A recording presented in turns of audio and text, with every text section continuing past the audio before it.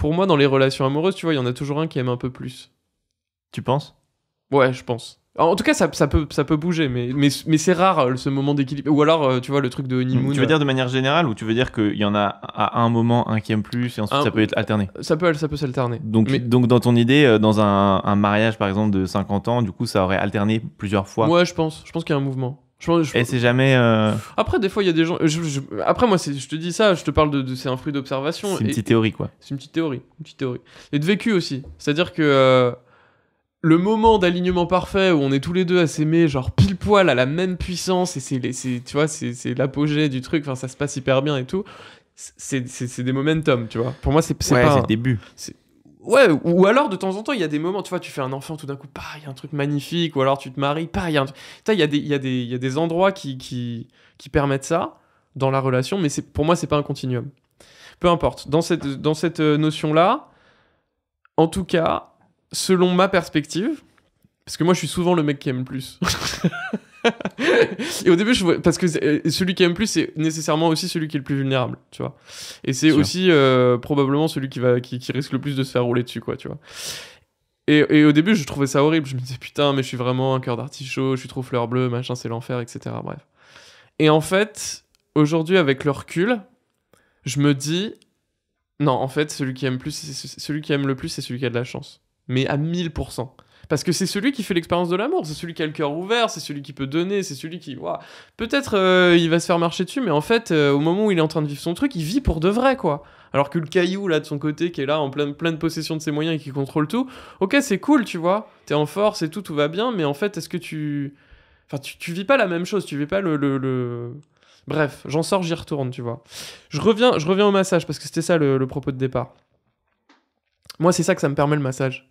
J'ai l'opportunité, 1 fois, 2 fois, 3 fois par jour, d'être celui qui aime le plus, d'être celui qui offre de l'amour, qui donne et qui peut ouvrir son cœur et tu vois, et qui peut partager sa tendresse et qui peut, enfin tu vois, c'est un truc, c'est une position incroyable. Et en plus, elle est contenue dans un espace qui tu vois, qui balise les notions de comment dire, d'ambiguïté, etc. Enfin, on est vraiment dans un geste d'amour et de dévotion pure.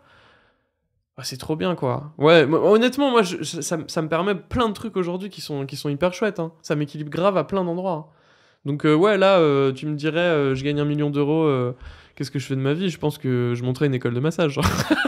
Non, mais grave. Non, clairement. Aujourd'hui, ouais. C'est vraiment devenu très important pour moi. Et puis je pense que ça l'a été dès le départ. En vrai, ma première formation de massage, je me rappelle, j'ai une personne qui s'est endormie dans mes mains et je me suis dit, mais putain, on peut faire ça.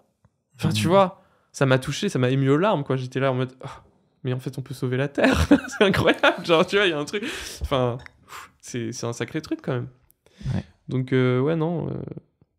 Après, est-ce que si j'avais d'autres. Je pense que si j'avais d'autres opportunités où, par exemple, j'étais ce genre les mecs qui dorment 4 heures par nuit ou qui font des siestes de 90 minutes et qui arrivent à faire 8 journées en une, tu vois. Si j'étais ce genre de mec-là, je ferais probablement plus de trucs. Je ferais pas que ça. Mais en activité centrale, ça me va très bien, tu vois. Ouais. Moi, ma théorie sur ça, c'est que le fait de se concentrer sur les autres, ça... te sort de toi. Non, mais justement, c'est pas ça. C'est plus ça te ramène à toi, à ton vrai toi. Tu vois, c'est pas que ça te sort de toi, en fait. Bah, c'est les deux. Moi, je suis d'accord avec toi. Oui, ça te ramène à ton centre et en même temps, ça t'échappe de ta névrose, tu vois. À ton self, quoi. À ton self. Ça te ramène à cette conscience, ça te ramène à ce truc très, très... Enfin, d'effet à la conscience sans le trauma, quoi. Et en même temps... ça sort de ton ego. Exactement. Et ça te sort de ton ego, c'est là où je te dis ça te sort de toi. C'est que c'est bien sûr. Tu vois, c'est juste que pour moi c'est une partie du soi, quoi. J'entends. L'ego. Ouais, ah oui, je comprends. Si on le voit comme ça, après bien sûr, tu j'entends. peux dire ça te sort de tes pensées, ça te sort de ton mental. Ouais, dans j'entends, ce sens-là. j'entends. Non, mais tu sais, il y a des... En fait, on essaye tous tout le monde essaye de faire ça. Il y a des gens, ils se mettent tu vois, pourquoi les gens, ils veulent absolument être en couple? Parce que c'est insupportable de vivre juste pour soi.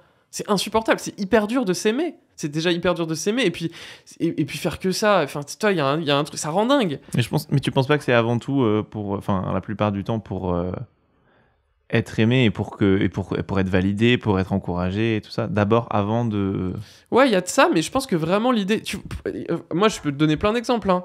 Les gens qui vont donner leur vie pour les dévots, tu vois. Genre le Christ, le machin, le truc. Les gens qui vont donner leur vie pour un avatar, un dieu, une religion, un machin, etc. Ça nous libère de se sentir plus petit.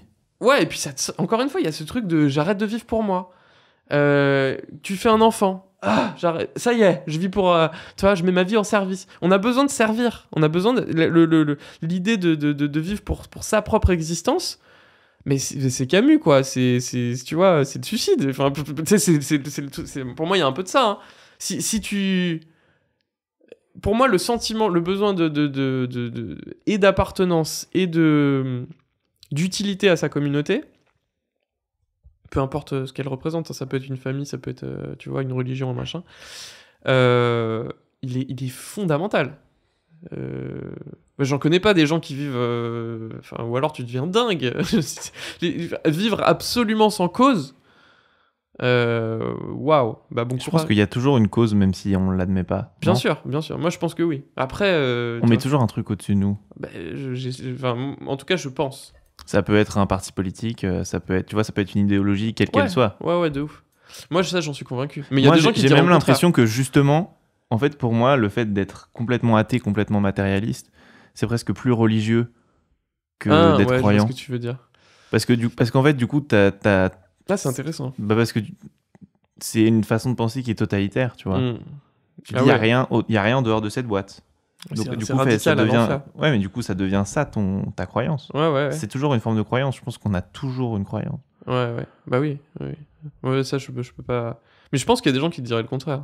Il y a des gens qui seraient capables de te dire, genre, mordicus, non. Bien sûr. Et moi, ces gens-là me terrifient. Bien sûr, mais justement, mais dans leur comportement, ils démontrent un peu ça, tu vois. Ouais. Oui, non, mais complètement. Oui, bah, bien sûr. C'est le gros nihiliste de base. Genre, sans aller jusqu'au nihilisme, tu vois, mais simplement juste le gars hyper darwiniste, enfin bon, pas juste darwiniste, plus que ça, enfin, qui dit, voilà, c'est tout ce qui n'est pas expliqué par la science, tout ce qui n'est pas fait n'a pas de valeur. Ouais, non, bah oui, c'est typique.